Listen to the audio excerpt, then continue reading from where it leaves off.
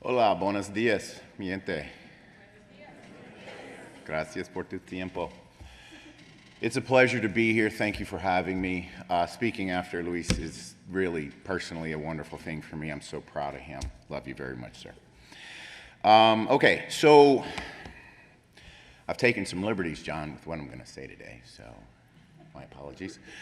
I'm not sorry, though. So I'm going to discuss some things that I believe are of tremendous importance and relevance that we can do better. We've come a very long way. I do not want to discount the efforts that have been accomplished in the last 10 years. People like Jen, Hector, Luis, John, so many in this room have done so much, and when you see the trials components discussed, Rimmer Rahman is pushing at a level that I've never seen before. So I want to acknowledge the efforts of all of the people who have done so much to get so many of us to where we are. One of those is Peggy. Anyone who doesn't know Peggy, you need to know Peggy. It's correct, no one tells Peggy no. And she has been such an influence on why I'm standing here today. The key take-home point for me, there's two. First, like I said, we can do better. Picture of my grandmother stays in my office. Any of you who've ever come to see are welcome to see her. She is my why. She's why I'm here, as is Luis's grandmother. We failed them. We can quit failing others. A key reason for the lack of progress in our space isn't because we don't know the methods. Maria and others have shown we know methods, we can learn from the methods. The key failure is we don't apply the methods. We stay in our clinics, in our ivory towers, expecting someone to come to us, ignoring the decades of literature documenting that those from underserved communities do not present to specialty clinics. They're seen in primary care clinics, they're seen in urgent care clinics, and they're seen in hospital emergency rooms. We must go to the community. It is our fault as a science and medical community that health disparities exist. It's our responsibility to solve the problem. Stop hiding behind percentages. I find it rather difficult to swallow when someone shows me percentages of the current demographics of the community and say, we're going to recruit to that. 13% of our community is Black African American, so we're going to try and mirror that. Decades of failure cannot be overcome by 13%. And it ignores the simple fact that the demographic projections of this country are changing. Many people have already shown that. So don't hide behind percentages. Show the numbers. There's a basic concept in business. State your goals, state them repeatedly. Why? Because it holds you accountable. I don't want to hear that I'm going to recruit 20% of replacement for attrition. I want to hear, I'm going to recruit 500 people from the Black community. That's what I want to hear. And then we're going to hold you accountable for that. And funders should hold us accountable. If you don't meet your metrics, your funding's cut accordingly. That leads to the second point that I'm saying today. Be bold. I look around and I see people that I love, I cherish, and I respect. We can do more. Be bold. Don't shy away. Anything under 50% of all studies recruiting into Alzheimer's research from underserved communities is, in my opinion, inadequate. 50% of this population will soon be non-white. 50% of those enrolled in research should be non-white. That's our goal. Set the goal. Strive to the goal. Don't set the bar too low. One of the other things that came up that I love that was discussed, how do you present things matter? In my community, Hispanic is what's preferred, and then country of origin. As a matter of fact, in my community, Latinx is offensive. We've done tons of focus groups on it. Other communities are not. So you tailor. We don't use the word minoritized. My community finds it offensive. They prefer underrepresented or those who have not been reflected in the research. So those are some key take-home points that I wanted to share up front because I view this as a challenge. This is a challenge to all of you. And I don't believe in setting expectations that I don't personally uphold. So using the methods I'm going to talk about, our team has single-handedly been responsible for recruiting over 12,000 people from single-site studies into research or health programs, all from diverse communities, 100% from diverse communities. So this is absolutely achievable. If I can do it, you can do it. You're smarter.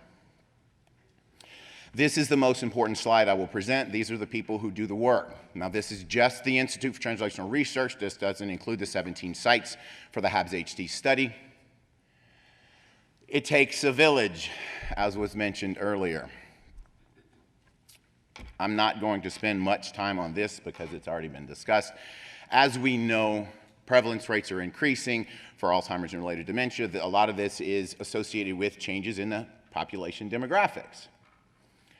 What we see also is that individuals from underserved communities are oftentimes at increased risk for a variety of things. And I understand when I'm in the community, I don't actually talk about increased risk all that much.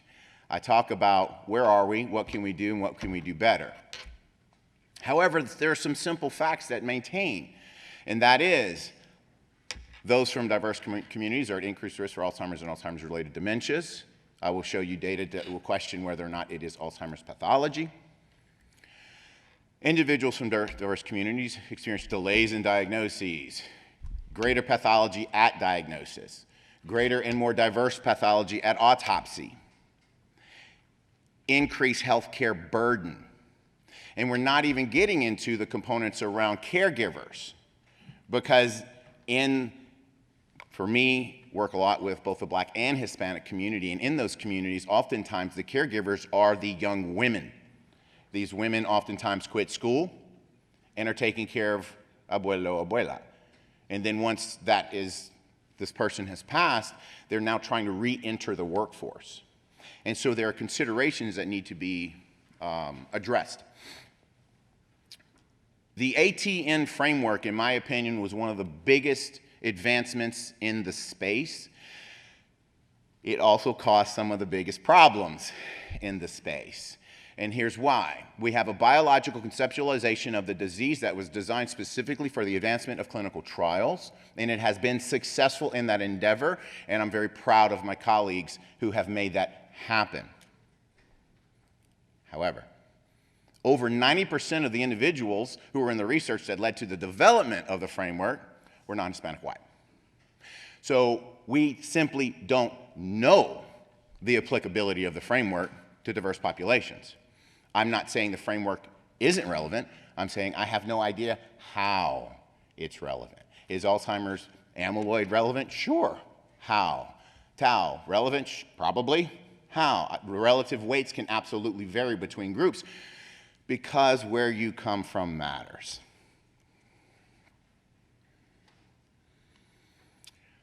So the biggest point I want to say is the bottom one. Reaching diverse communities isn't more difficult. It's not. I've built a clinic before too. That's difficult. Building community ties is just more fun. I'll go speak to a church and a community event 100 times more than I'll do this. I love all of you. I really do. I love speaking at the churches, the bingos, going to all the, it's so much fun. We've gone so far as I even know who to ask how I'm supposed to dress when I go to these things. And so we have, this is not only building and sustaining community relationships, it's building friendships, it's building family. And in time, we've had people in these studies who have been with us for over a decade. And when we lose them, our staff mourns. We miss them, their family. It's not more difficult, it's simply different. You have to immerse yourself in it though. If you're going to be a clinician, be a clinician. If you're going to be a community-engaged researcher, go to the churches, go to the homes, spend time in the community. Okay, so some big picture considerations that I want you to all think about. Now, these are not things that I have absolutely had anything to do with creating, because many of these things have been around for 20 plus years. I've just been reading other people's work and doing my best to do what they tell me to do. Create partnerships. I will tell you that one of the things that I have heard in my community talks is, you're not here to save me. I don't need saving. I know more about my community than you do. Yes, sir. Don't present yourself as someone here to solve a problem. Present yourself as someone to ask questions. How can I help? As a medical provider and a scientist, you're a public servant. Your job is to help the community. So present yourself as someone, I'm here to ask. We go and we ask questions. Our participants give us feedback all the time, and we modify our... Because we have a scale doesn't mean the scale's staying in the study. We roll out a scale. We had this happen last week. We rolled out a scale, and the scale actually was offensive to the non-Hispanic white participants, not to the black and Hispanic participants, because it was asking about racism. So we had to modify the scale to address the concerns of the participants. We've done this repeatedly. We did more detailed interviews of a true physical exam in H&P, and we were asking about reproductive history. The Hispanic men got really upset that we were asking their wives about prior historical things like this. So we modified and we moved forward. Be adaptive. Listen to what your community wants. Helicopter research doesn't help, it hurts. If you're going into the community, you need to have a sustainability plan before you go to the community. One of the other things that I think people don't think about is scale to your needs, okay? If you're going to recruit 100 individuals, that's a very different approach than when I'm recruiting 4,000 individuals. Don't open the door and tell people no. Telling people no is a very, very bad thing to do. We have gone so far as to have a sub-protocol for those who come in and do not meet inclusion and exclusion criteria, where they still get to participate, they still get to be part of the community, they get to be part of the study. They may not do the brain scans and all the other components, but they're in the study, and they have done something meaningful to advance the science. Meet participants where they are. Go to the community. What we've done is built an entire infrastructure where we go to the community that is affording the opportunity for us to pull people to our clinics, so to speak, and they get the most advanced technological methods that's available, and they love it. Give back. So many people are afraid to give results back, and I honestly don't know why. We give back everything. We pay for a clinical read on MRIs that doesn't even go into the database. It's 100% to give back to the participants. We pay for an amyloid PET scan read, and we give it back to the participants. I personally run one of the most advanced biomarker labs on the planet, and I do not do the clinical labs. We pay for Quest to do them, and they go back to the participants. We do focus groups asking, what more do you want? And all I can tell you is they want everything. And so our job is to figure out how to do it. We've had those discussions, Annie. Our job isn't to say it's our data, because the way I view it is it's not yours. It's not mine. It's theirs. It's the scientific community's. My job is to be a steward of the data. So do everything you can to give back as much as you possibly can, because that is showing appreciation. That's showing you care. Engage your stakeholders. This is something that you must scale to your needs. Do not start off by going to 50 churches if you're going to enroll 20 people, because you're going to start saying no. What I personally am currently guiding 4 independent research projects on this method. And we organize it, we strategize it, and then we go one at a time. What did you do this month? What did you do last month? And we scale it. And everyone that I've worked with so far has had to stop. They've had to stop going into the community other than giving, healthcare sorts of blood pressure screenings, all of that, because they've got too much enrollment and they can't scale to it. They can't actually see the throughput. And so we balance that out. But all of these things are very important. Build your plan ahead of time and slowly roll it out. And so here's how we've done this, okay? I'm not gonna stand up here and put out all of these ideas without data to back it up. So the Health and Aging Brain Study, HABS-HC, think ADNI, community-based, multi-ethnic. We do everything that that study does. It's just a community-based, multi-ethnic study. We have to date, so the goal originally was 1,000 Hispanics. So we started off with Mexican American because that was the vast majority of my community. Then my community said, we don't like that. So we have actually changed that. Now it's Hispanic, and we're simply trying to mirror the community itself. So we're trying to, probably around 60% will remain Mexican American, other Hispanic as well, and we always capture country of origin. We enrolled 1,000 African Americans in the middle of COVID. We began our efforts in COVID. So yes, this is possible. We enrolled, now we're 30 and above, so the goal is 1,500 per group. I can tell you that we've enrolled over 1,600 Hispanics, 1,300 non-Hispanic whites, and over 1,000 African Americans. And again, African American enrollment began in COVID. This is the methods that we do, so as you see, the respondent burden is tremendous. It takes 3 to 5 visits and upwards of 10 hours per person. So you can tell that I'm very protective of mi gente.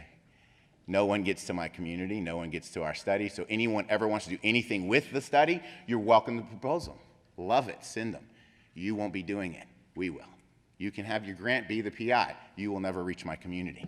Don't ever let someone else go out and speak to your community when you don't know what they're doing or saying. We do full-scale omics.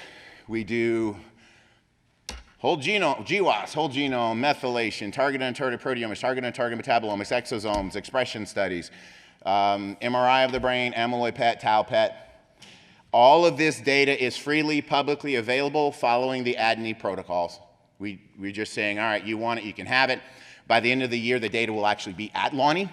The images are already at Lonnie. By the way, you can have the raw scans too. Some people in this room have already downloaded the scans. Keep in mind, you download the data, you use the data, you create new data. Your data is now part of our database. And it's available to the entire scientific community. You can't take it, hoard it, and hide it. You can't even get it until you sign the agreement that you're going to give it back. So how successful has this been? That's successful. We are approximately exactly where we want to be across racial and ethnic groups. 35, 31, 34%. Our gender distribution goals have always been 60-40, so we're approximately where we want to be there.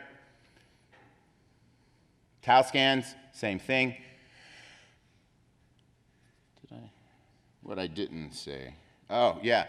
So we've now have over 3,000 amyloid scans in the database and almost 2,000 tau scans in the database. In the last 24 months, we've conducted almost 5,000 PET scans at a single site, with 65% being from underserved communities. So these methods work. They absolutely work. Now, why? Why is this important? Some of the data. Our data and that from others suggests, as Maria pointed out earlier, that amyloid level, positivity levels seem to vary by race and ethnicity. We're not the only ones to have published this. We've also, and we've seen this in numerous studies. ADPC is a primary care study. We analyzed the A4 data, and we've seen it in our study.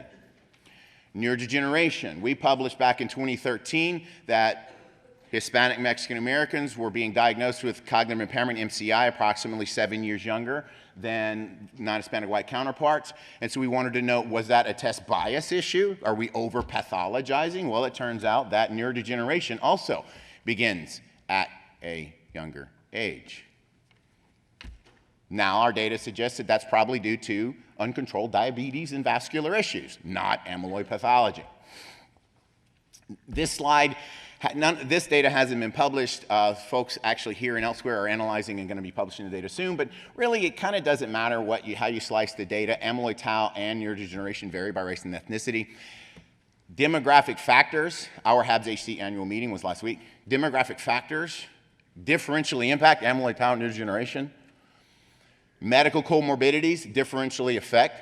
As a matter of fact, duration of diabetes, which just presented by one of the junior investigators at the annual meeting last week, duration of diabetes is significantly and strongly related to tau, specifically among Hispanics and African Americans.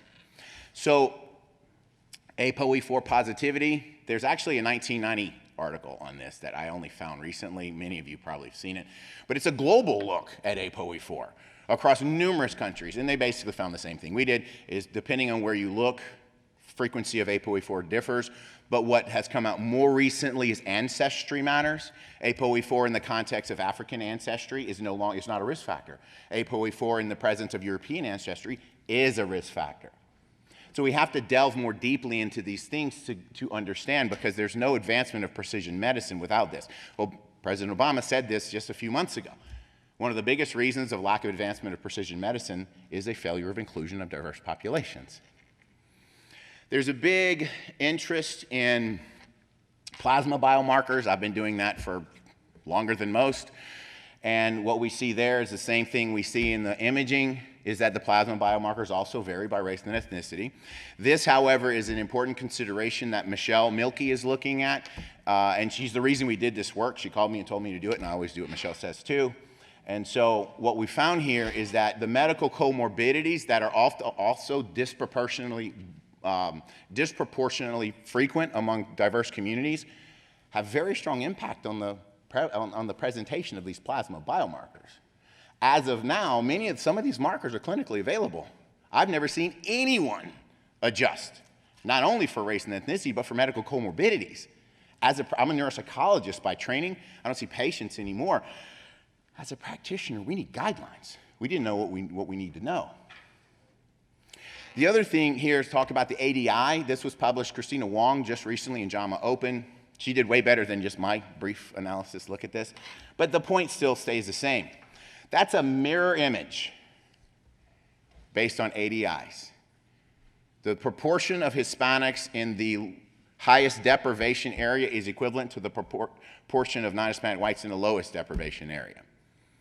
However, when you match by ADI, so you're matching by census block, you're matching to where someone lives, different rates of education, different rates of annual income.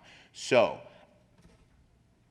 proximity to resources doesn't mean access to resources. We need to think about where you live matters, where you come from matters. And all of these things should be taken into context. Studying the sociocultural and demographic factors in the absence of the biomarkers is difficult. We're now just making thoughts and projections. Studying the biomarkers in the absence of the sociocultural is equally detrimental to the field. We need to know. The general notion from publications prior to some recent ones was that diabetes may be related to brain amyloid. Nothing really powerful, but maybe. Our researchers now and others saying, well, actually, diabetes is very powerfully related to brain pathology, amyloid, and tau, depending on who you're looking at. Conclusions. We can do better and be bold. Gracias por tu tiempo. Thank you. Have a good day.